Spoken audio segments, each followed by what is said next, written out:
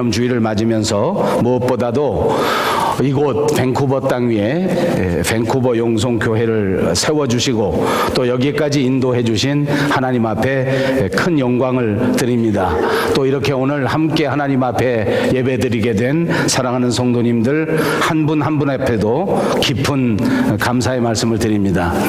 오늘 우리가 살아가는 이 세상에는 교회가 참 많습니다. 우리 밴쿠버 지역에도 이런저런 많은 교회들이 존재하고 있습니다.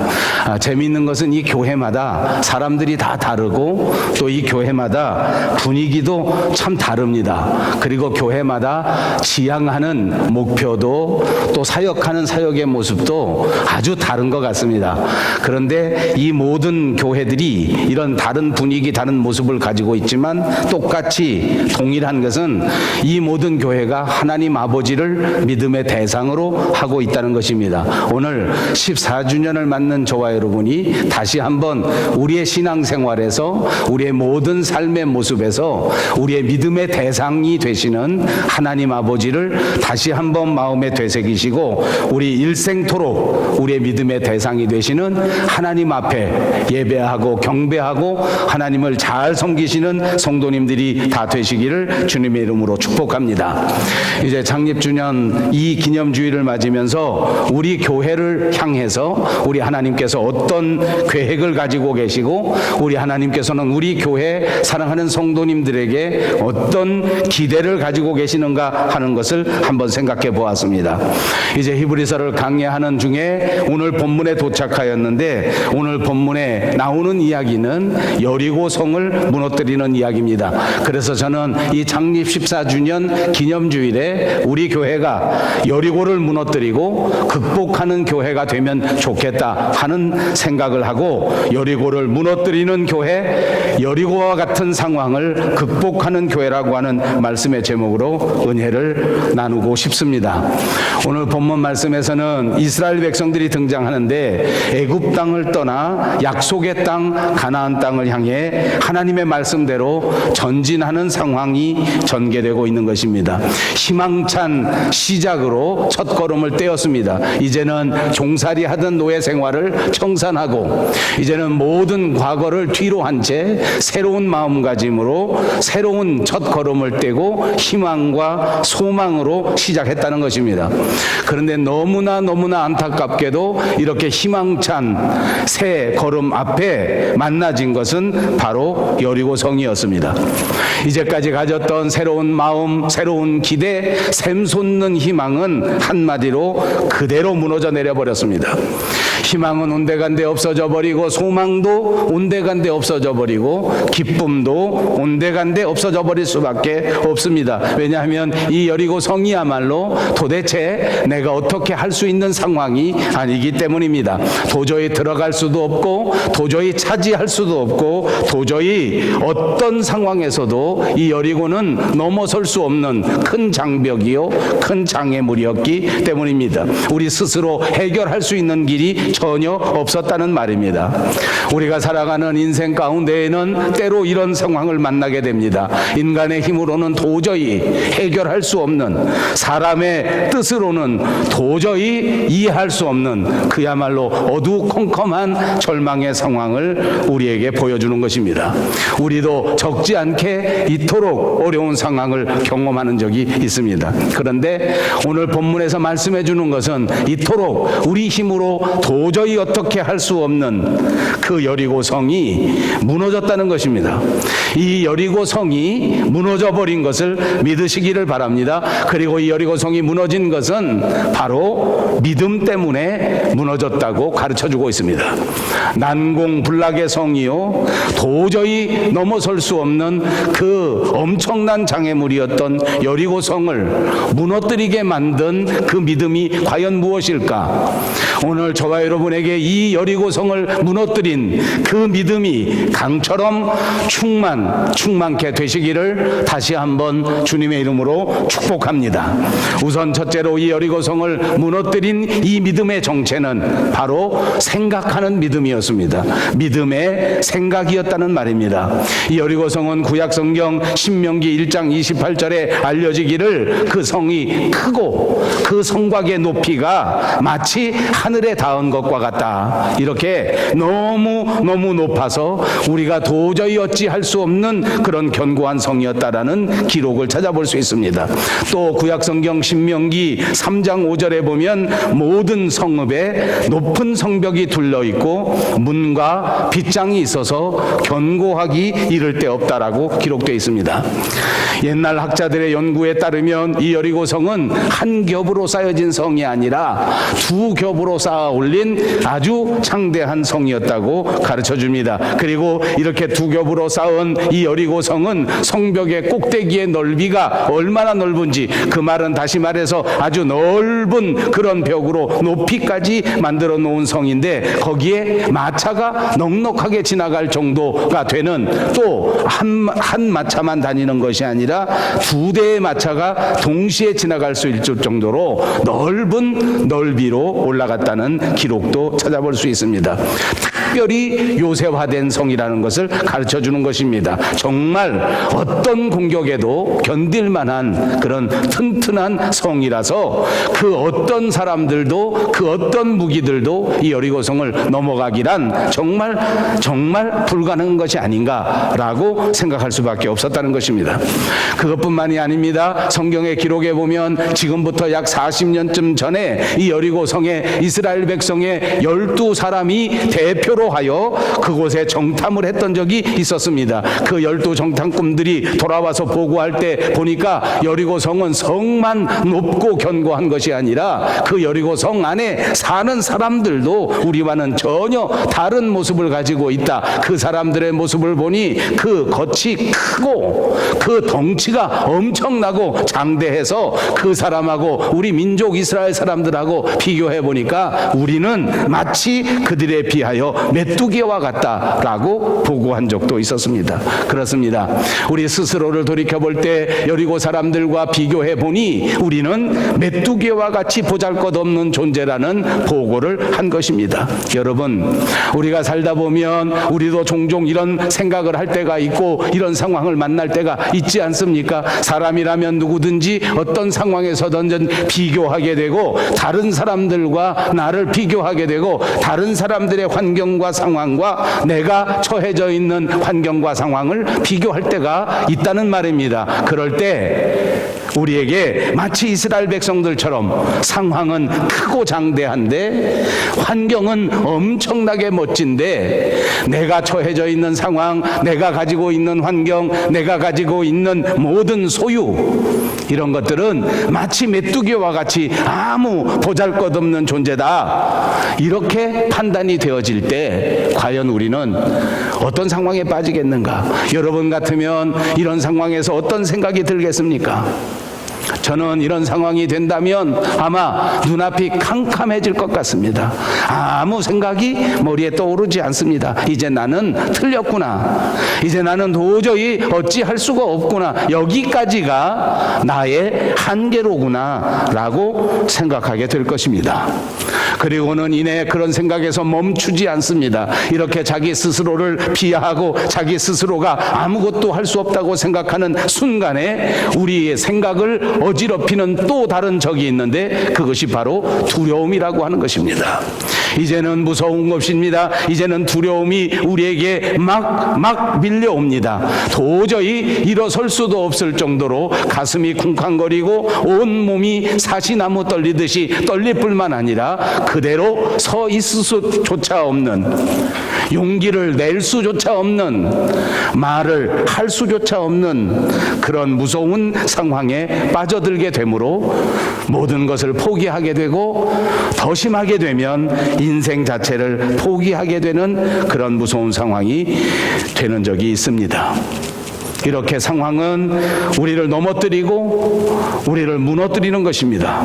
바로 이러한 상황 속에서 이스라엘 민족이 그런 생각을 할 수밖에 없는 상황 속에 빠진 것입니다.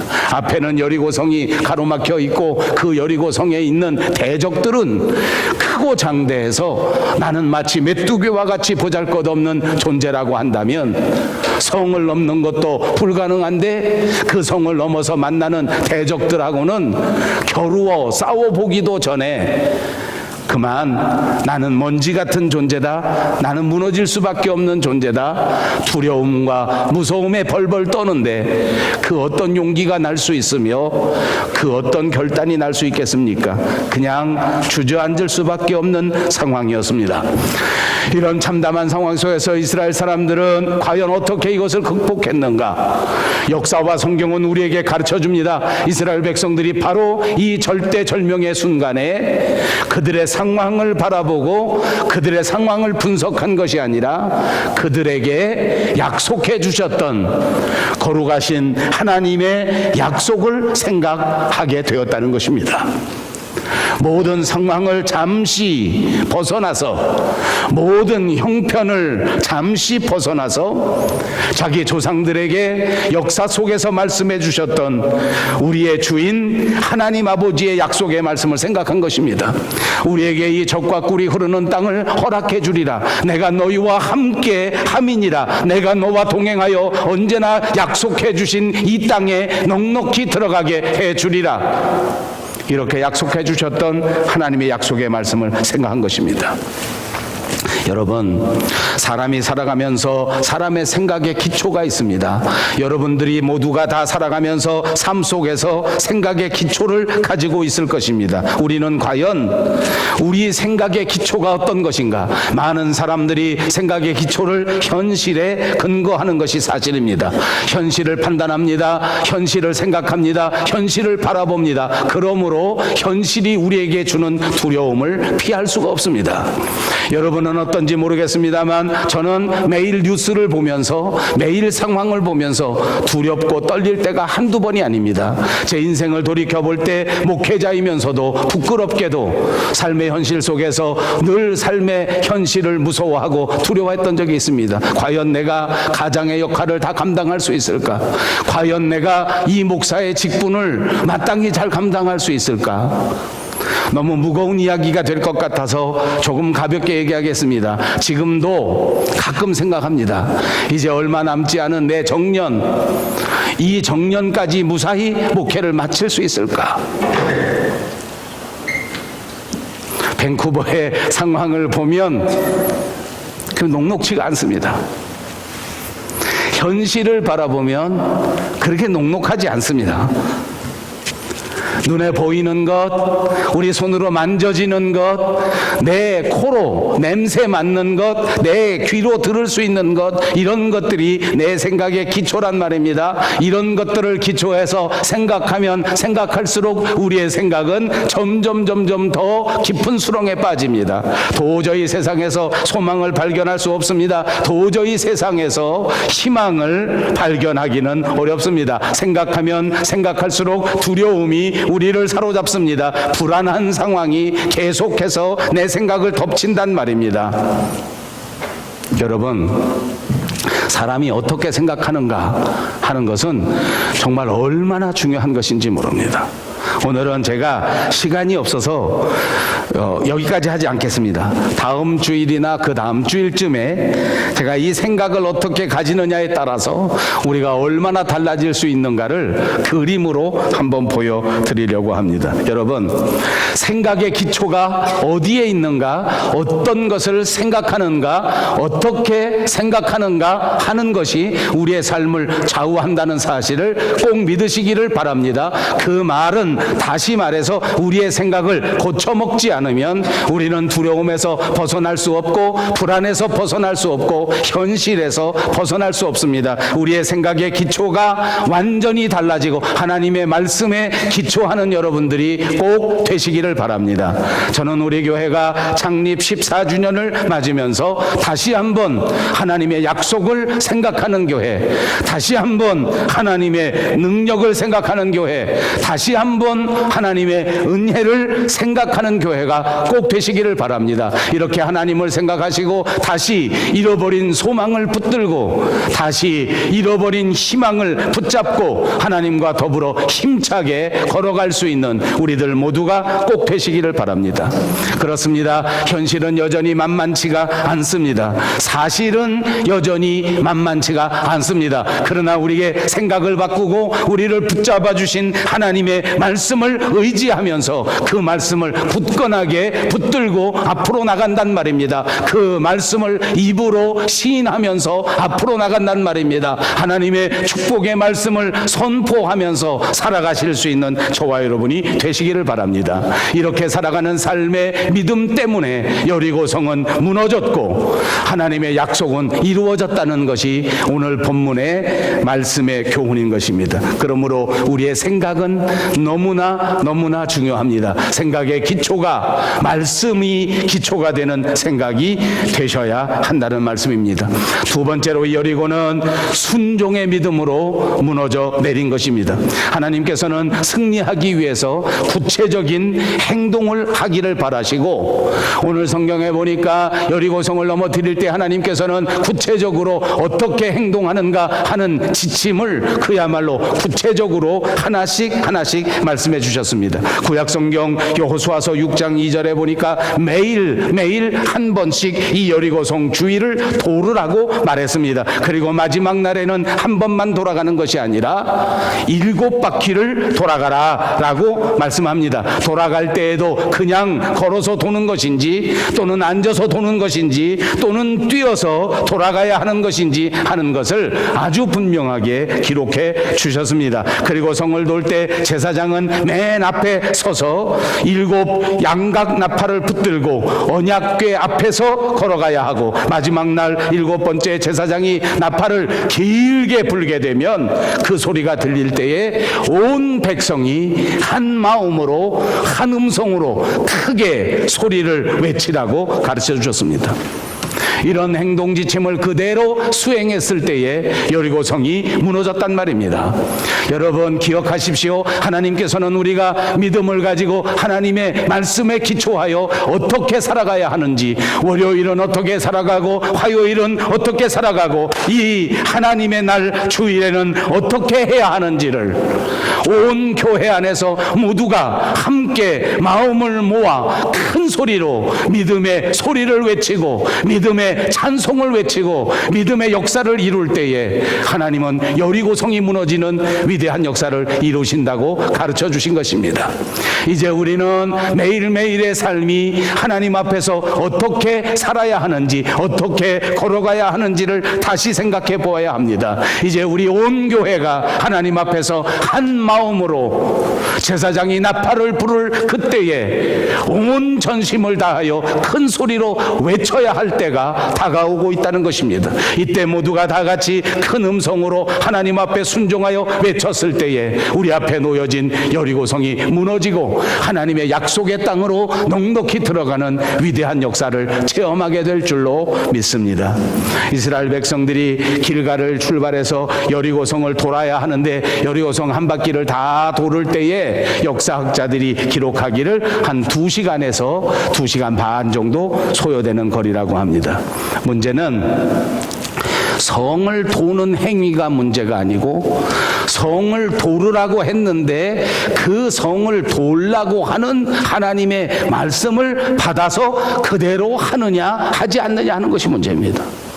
하나님이 무엇을 하라 하는 것은 사실 그렇게 중요한 것은 아닙니다. 아무리 생각해봐도 여리고성이 무너지는데 여리고를 빙빙 돈다고 해서 여리고성이 무너진다는 그런 근거는 아무 데서도 찾을 수가 없습니다. 과학적으로 봐도 찾을 수가 없고, 심리학적으로 봐도 찾을 수가 없고, 지리학적으로 봐도 도저히 찾을 수 없는 일입니다. 하나님의 명령은 우리가 이해할 수 있는 일이 아니란 말입니다. 다만 중요한 것은 이 하나님의 명령, 이 하나님의 행동 지침을 그대로 순종했느냐, 그렇지 못했느냐 하는 문제입니다.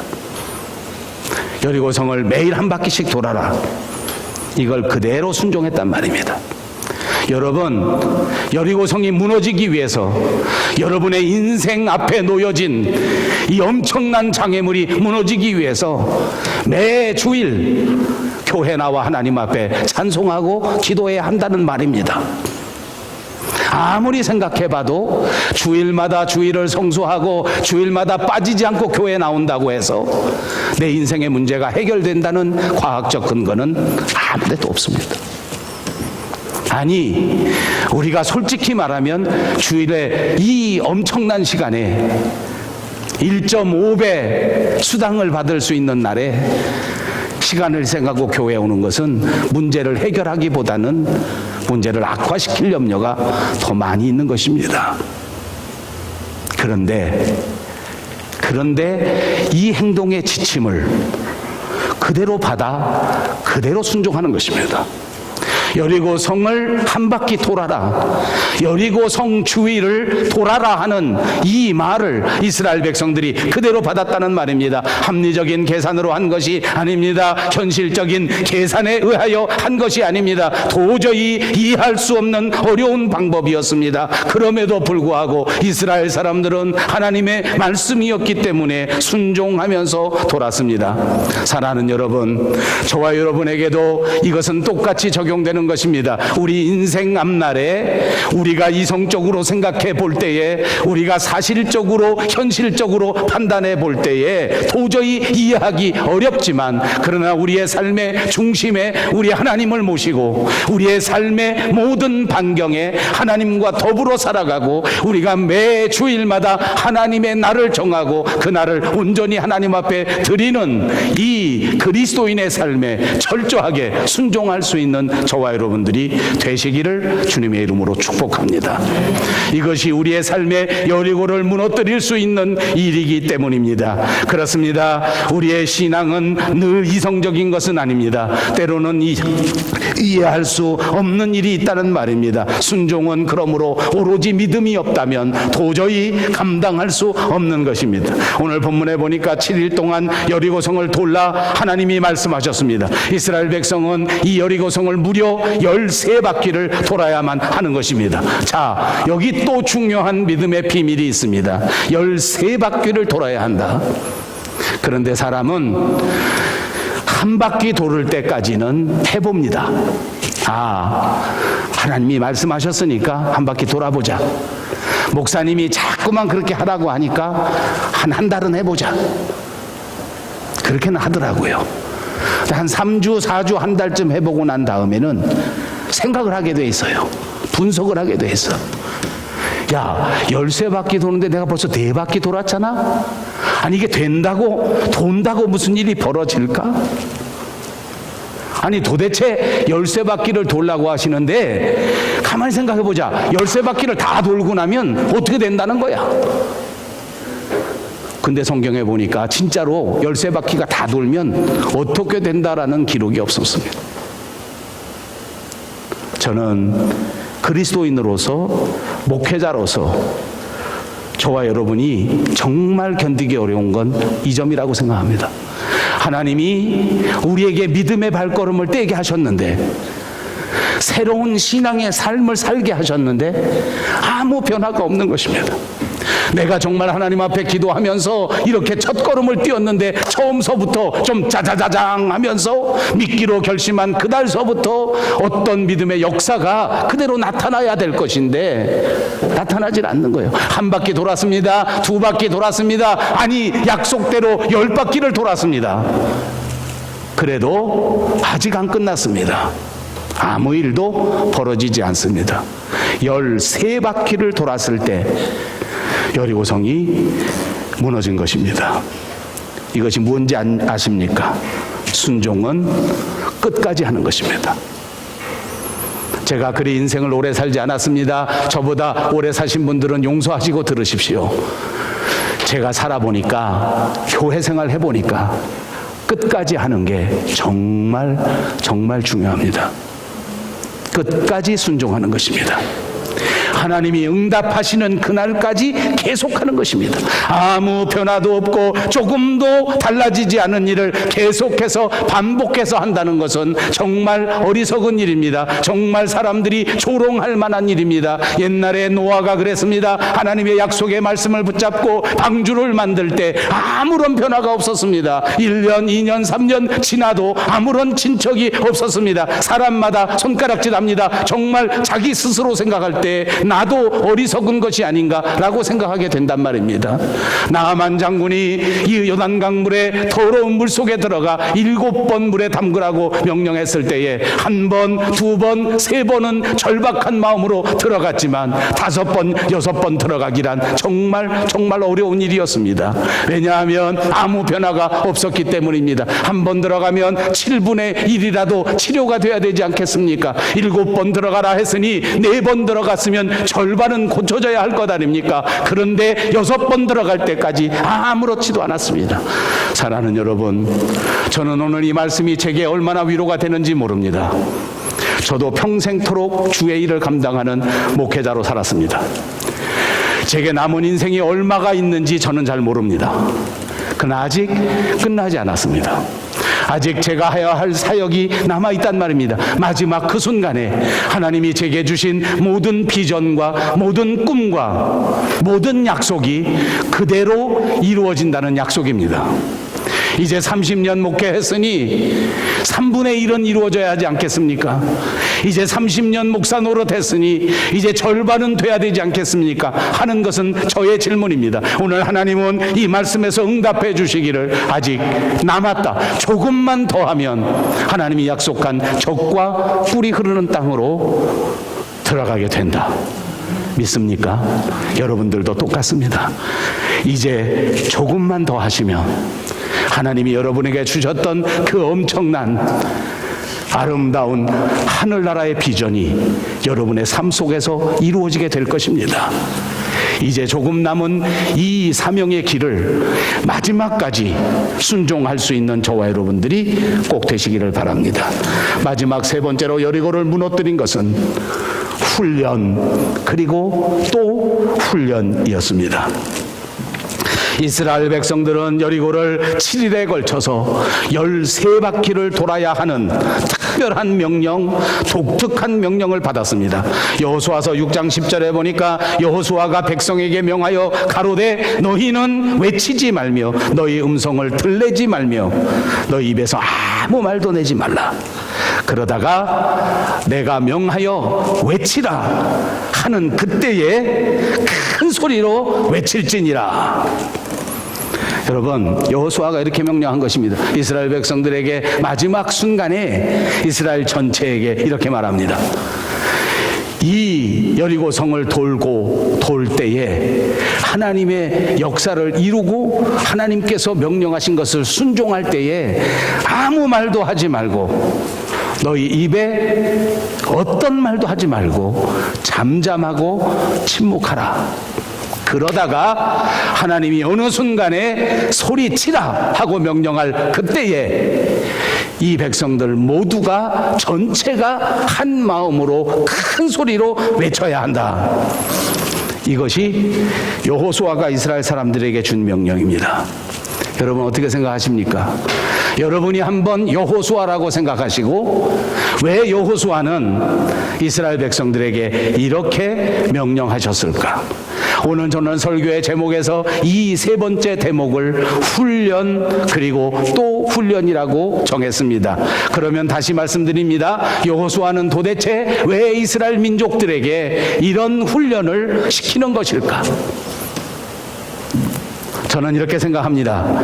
여호수아가 이스라엘 백성을 이끌고 하나님의 약속의 땅으로 가야 하는데 이스라엘 백성들을 가만히 바라보니 이스라엘 백성들에게 결정적인 하자가 있었습니다. 뭔지 압니까? 말이 많다는 것입니다. 무조건 불평합니다. 무조건 원망합니다. 무조건 싸웁니다. 이스라엘 백성들이 그 애굽 땅을 건너오면서 하나님의 약속을 수행하는 내내 잠시만 틈이 나면 불평합니다. 잠시만 틈이 나면 서로 분쟁합니다. 이것이 이스라엘 사람들의 결정적인 하자였습니다. 어떻습니까? 역사상 인류학자들이 말하기를 우리 한국 사람과 유대인들은 정말 비슷하다 합니다. 제가 보니까 우리 한국 사람들도 본성적으로 그렇습니다. 말을 얼마나 잘하는지. 한국 사람의 특징은 말을 잘하는 것입니다.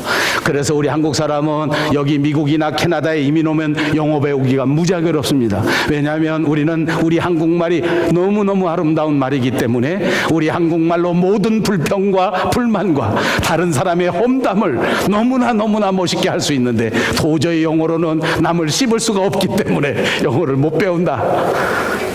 아바지. 저 아저씨 막 은혜를 받는 거예요. 자기 마음하고 나가 똑같은가 봐. 아바지. 예.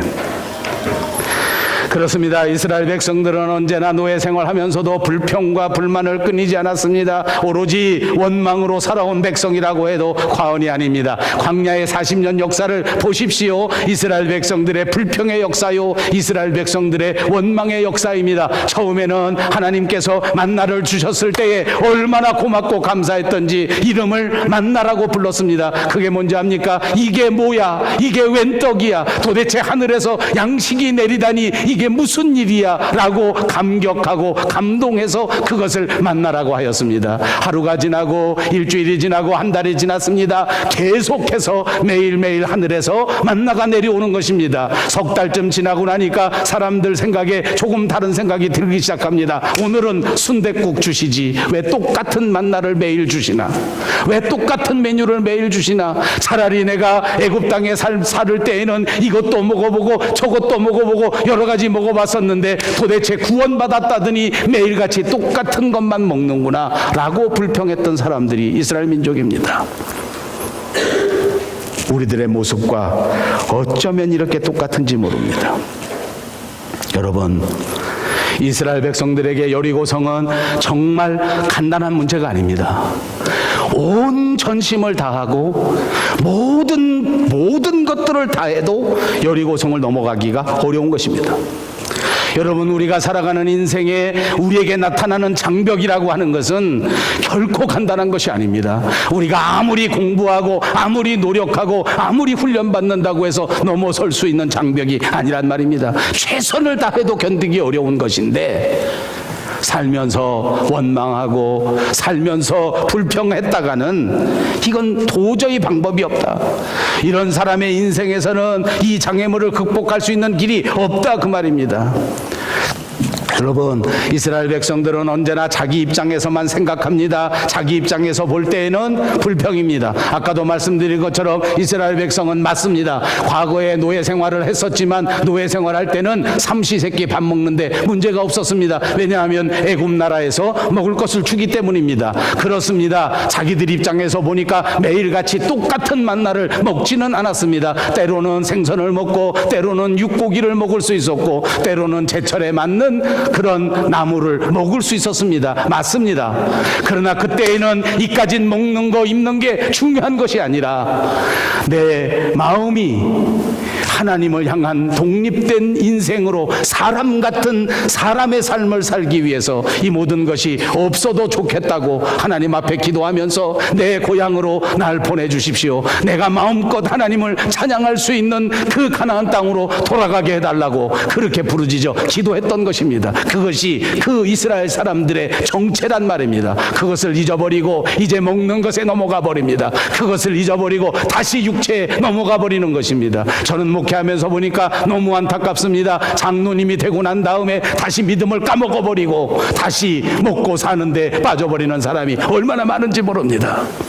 신앙생활을 10년, 20년 하고 난 다음에 다시 돈에 환장하는 사람이 한두 사람이 아닙니다. 이스라엘 사람들이 그랬습니다. 믿음 생활을 위해서 철저하게 헌신했던 사람이 광야에서 살아가는 동안 다시 먹고 사는 데 집중하게 된 거예요. 먹는데 불평하는 거예요.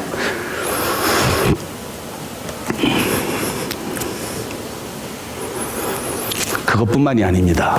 이제 이 사람들이 다시 합리적인 생각을 하게 됐습니다. 하나님이 우리에게 이 여리고성을 넘어간다고 하셨는데 이 여리고성이 앞에 있지만 그러나 이 가나안 땅을 너희에게 주었다고 말씀하셨는데 그것이 과연 이치에 맞는가? 이것을 생각하게 됐단 말입니다. 도대체 이것이 이성에 맞는 얘기인가? 아무리 여리고성을 연구하고 또 연구해봐도 아무리 작전을 짜봐도 이 여리고성을 넘어갈 수 있는 길은 쉽지 않은데 그런 노력도 아무것도 하지 않은 채 그냥 여리고성을 13바퀴 돌으라. 이건 도저히 받아들일 수 없는 것입니다. 그러니까 또 이것을 불평하기 시작합니다. 그런데 여러분 재미있지 않습니까? 이렇게 불평하는 불평이 전혀 근거가 없는 것이 아니고 현실에 근거했단 말입니다. 현실적으로 보니까 그렇다는 거예요. 그 현실적으로 보니까 그런데 그것을 입 밖에 내는 순간 이 현실에 근거한 말은 믿음의 사람들의 마음을 흔들어 버립니다. 여러분, 인생이 가장 행복하게 사는 게 무엇입니까? 제가 목회해 보니까 옛날에는 의욕적으로 교회에서 성경 공부반도 만들고 제가 제일 많이 가르친 건 소요리 문답, 대요리 문답입니다. 왜냐하면 제가 장로교 출신이니까 이 웨스트민스터 신앙 고백서, 소요리 문답서, 대요리 문답서가 너무너무 좋아서 이걸 많이 가르쳤어요. 그러니까 저희 교회 사람들은 제가 물어보면 대답을 착 합니다. 여러분, 인생의 가장 큰 목적이 무엇입니까? 하나님 영광을 위해서 사는 겁니다. 이렇게 대답합니다. 20년 지나고 30년 지나면 어떻게 대답하는지 아십니까? 인생의 가장 큰 목적이 뭔지 압니까? 늙어 죽을 때까지 건강하게 사는 거. 이렇게 바뀝니다. 여기까지는 애교예요. 죽더라도 건강하게 죽겠다. 여기까지는 애교입니다. 성경에는 하나도 안 나와 있습니다.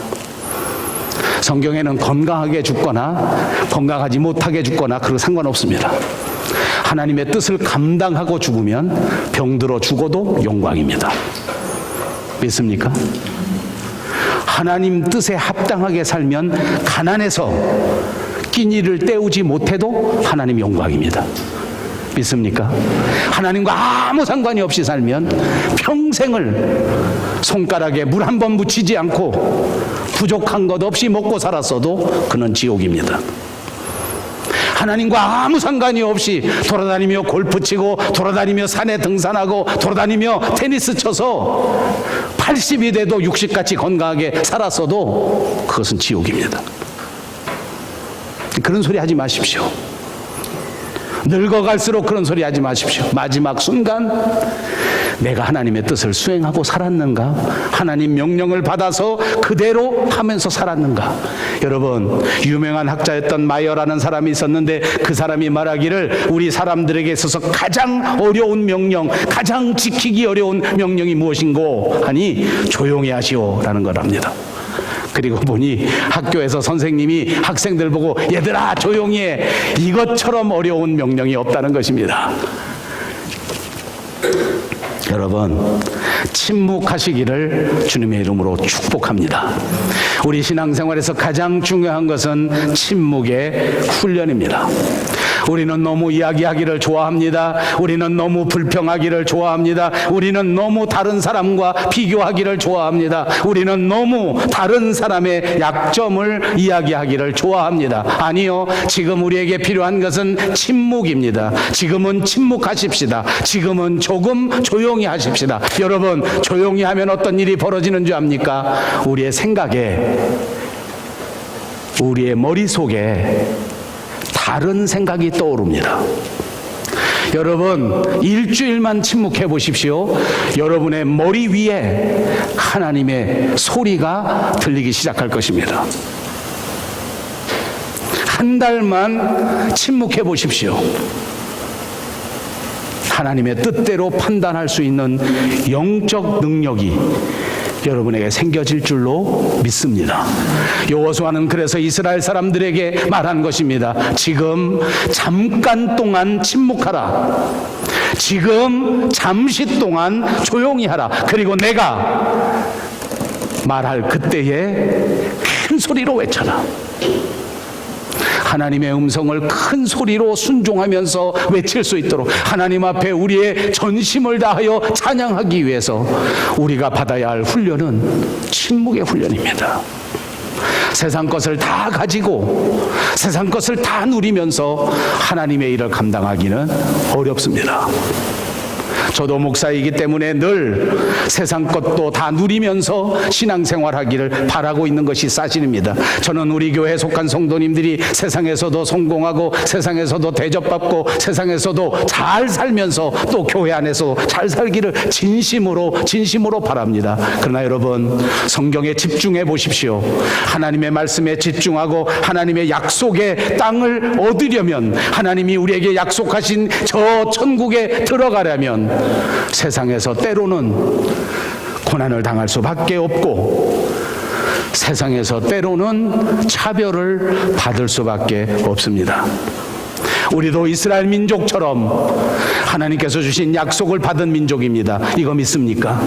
창립 14주년을 맞은 우리 밴쿠버 용성교회는 하나님의 크신 계획 안에서 이 땅 위에 세우시고 하나님이 여러분 한 사람 한 사람을 불러내 주셔서 하나님의 약속의 땅 저 천성으로 인도하시기 위한 약속의 장소인 것을 믿으시기를 바랍니다. 오늘 이 교회 안에서 하나님의 약속을 믿고 하나님의 음성을 바라보면서 절대적으로 순종하면서 절대적으로 훈련받는다면 우리도 하나님이 약속한 그 젖과 꿀이 흐르는 가나안 땅에 넉넉히 들어가는 역사가 있을 줄로 믿습니다. 세상적인 생각을 멈추십시오. 조용히 하나님의 말씀을 묵상하십시오. 불평과 원망을 멈추십시오. 하나님의 말씀에 집중하는 여러분들이 되시기를 바랍니다. 우리 앞에 놓여진 그 어떤 장벽도 그 어떤 견고한 장애물도 우리를 막지 못할 것입니다.